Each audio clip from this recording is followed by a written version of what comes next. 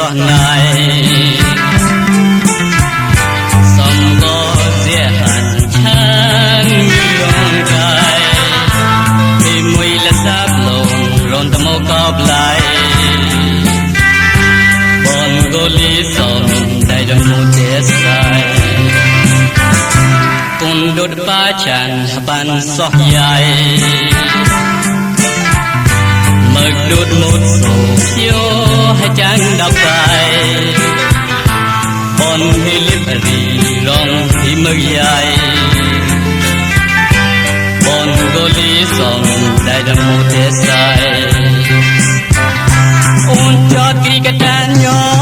sọp hai rùa đầy đầm mô khu chữ cuối hoài chót chàng mua chó hết thọn này quê phố chen ly để sai ôn cho kì cái tràn nhỏ sọp hai rùa đầy đầm mô khu chữ cuối hoài chót chàng mua chó hết thọn này quê phố chen ly để sai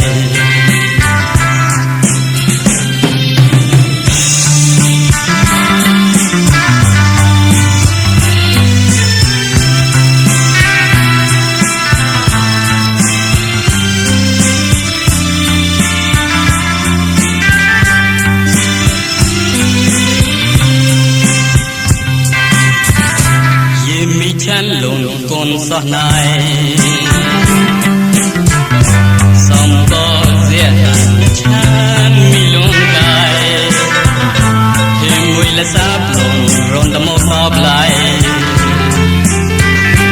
bọn cô lý sông đầy đầm mô tế sai cùng đốt ba chàn bàn xóa dài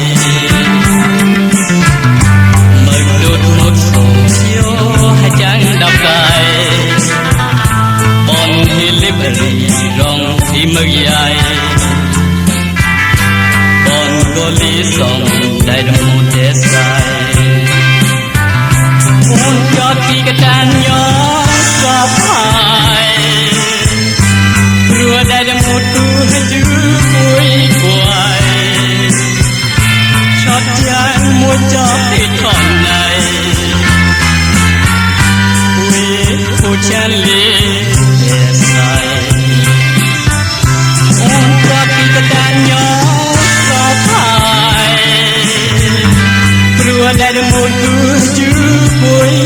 hoài chót chán mua cho hết thọn này quê phố chen ly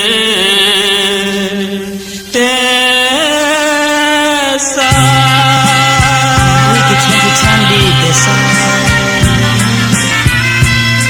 Good chandi, the sun.